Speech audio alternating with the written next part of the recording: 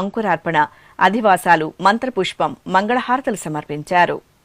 తెలంగాణ రాష్ట్రం నల్గొండ జిల్లా దేవరకొండలో కొలువైన శ్రీ వాసవి కన్యకా పరమేశ్వరీదేవి ఆలయంలో స్వర్ణ రథోత్సవం ఘనంగా జరిగింది. అమ్మవారికి 2 కోట్ల వ్యయంతో స్వర్ణ రథాన్ని తయారు చేయించారు. ఈ రథం ప్రారంభోత్సవం సందర్భంగా ఆలయంలో పలు విశేష క్రతువులను నిర్వహించారు. 3 రోజుల పాటు నిర్వహించిన క్రతువులలో భాగంగా గణపతి హోమం, బాలా త్రిపుర సుందరి హోమం, 50 హోమగుండాలలో 250 మంది దంపతులు హోమాది క్రతువులను జరుపుకున్నారు. ఆ తర్వాత అమ్మవారిని సర్వాంగ సుందరంగా అలంకరించి స్వర్ణ రథంపై కొలువు తీర్చారు. మేళతాళాలు, మంగళవాయిద్యాల నడుమ అమ్మవారి స్వర్ణ రథోత్సవాన్ని శోభాయమానంగా నిర్వహించారు. ఊరేగింపులో విచిత్ర వేషధారణలు ఆకట్టుకున్నాయి.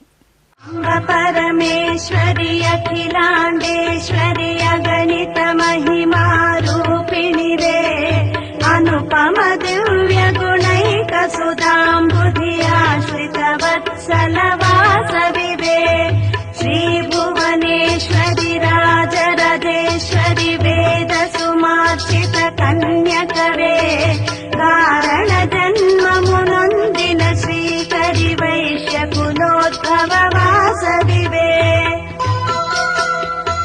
కలతలు బాపద కామిత మీయద కలియుగమందున వెలసితివే కుసుమ శ్రేష్ఠి కుసుమాంబల పుత్రిక పెనుగొండలో జనించితివే పరమేశ్వర సతి పర్వత నందిని పార్వతి అంశను పొందితివే పరి విధముల లీలల చూపుతు జగతిని చల్లగా ప్రోచితివే.